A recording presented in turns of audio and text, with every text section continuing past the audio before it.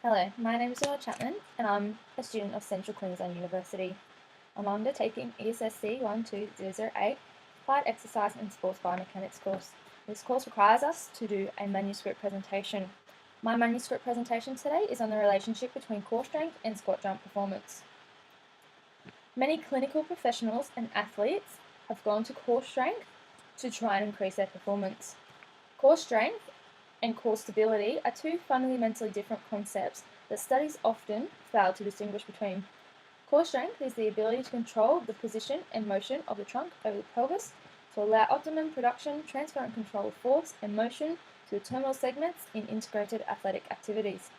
However, core strength is the ability of the muscle to maintain and generate force. A number of literature reviews have looked at the relationship between core strength and sporting performances. The first literature review found significant findings. It looked at core strength and cycling mechanics.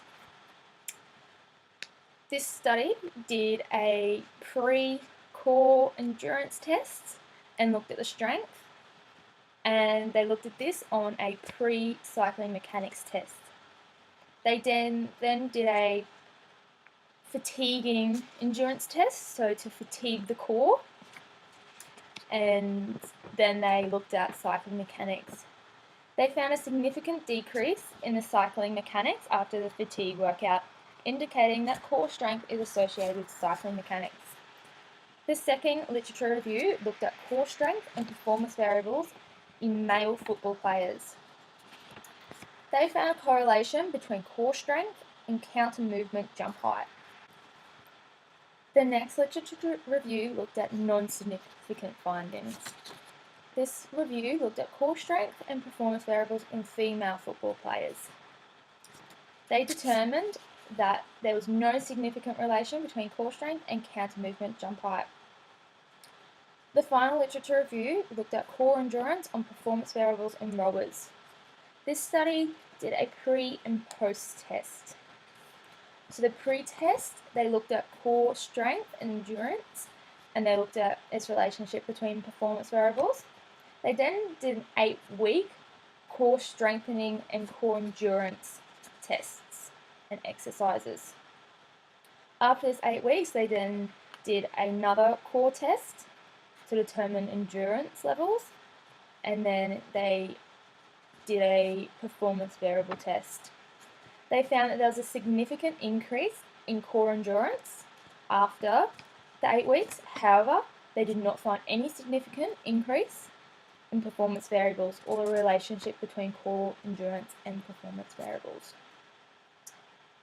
The aim of the study is to determine if core strength is related to squat jump performance variables. It is hypothesized that greater core strength will result in greater jump height. Methods. Participants. We had 8 active males. Participants volunteered. They voluntarily signed consent forms to participate. We did within subject study design.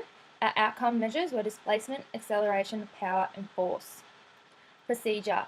So for the BMS machine, so the squat jump, there was a 5-minute warm-up at 4 kilometers per hour for every participant. Participants had a load of 50% of their body weight, and this load sat on their shoulders as seen in the diagrams below. Before they started the squat jump, they had to get a knee angle of 60 degrees. Once that 60 degrees was held, they had to hold it for 2 seconds, and then they could do their explosive squat jump. They had to try and jump as high as they could. They started off in this movement. They then jumped as high as they could, feet off the ground, and then they landed back on their feet, as you can see in this image on the bottom right. They did 3 maximal effort tests, and they had 30 seconds rest in between each test. For the core strength tests, there was a maximum of 4 minutes hold time. So this means that the participants could only go for 4 minutes. If they reached the 4 minutes, then they were stopped. They had 5 minutes rest between each test. The trunk extension test is seen down the bottom here on the left side. So straps went over the back of their quads and over their calves. The person wasn't sitting here like you can see in the image. They were at the ankles and holding the ankles down. The person had to keep their arms across their chest and keep horizontal. If their arms fell or they were no longer horizontal, then failure occurred of the test and it stopped.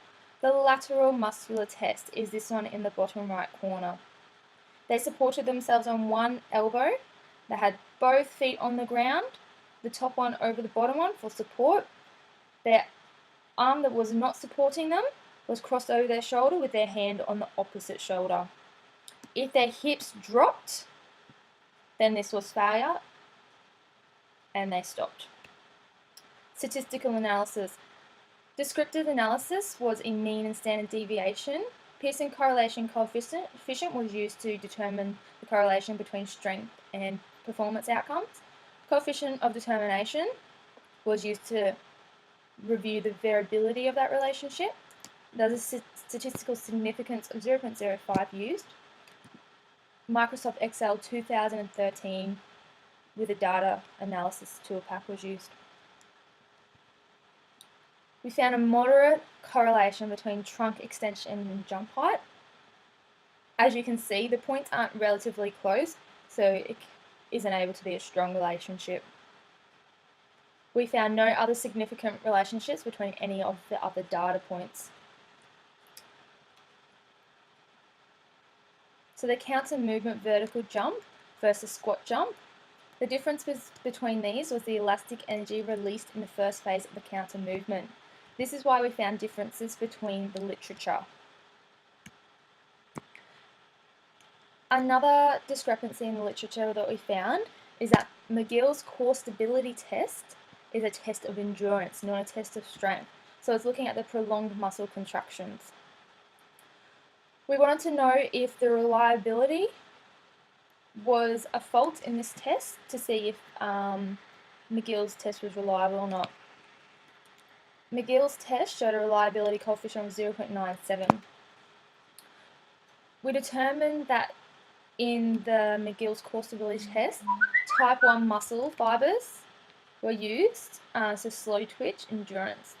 However, in the squat jump, type 2 muscle fibers, fast twitch, were used. Further research. As research has already been done on the endurance, so McGill's endurance core and a 2000 meter row test, which tested endurance, it would be appropriate to do a core test that used type 2 twitch muscles and the squat jump test to determine if changing the core muscle type makes any significance in the results. It is also suggested that a larger group number is used.